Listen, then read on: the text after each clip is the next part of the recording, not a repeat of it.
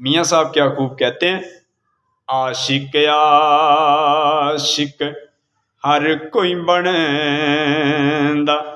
ते आशिक बनदा ही मर के जहर प्याला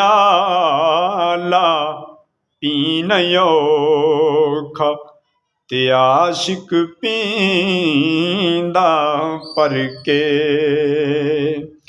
इश्क जिन्हां दे नहीं अंदर समाया कुत्ते उन्हां थी चंगे मालिक दे कर राखी कर दे साबिर भुखे ते नंगे।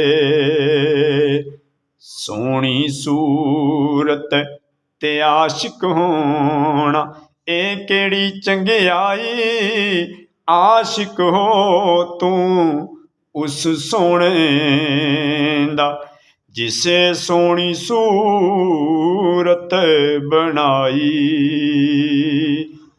जीवन जीवन हर कोई आखे मौत खड़ी सिर उत्ते तेरे नालों सोहणे सोहणे विच खाक जा सुते।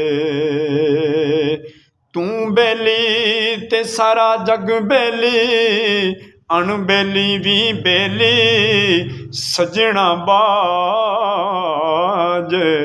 मुहम्मद बख्शा सुंजी पई हवेली।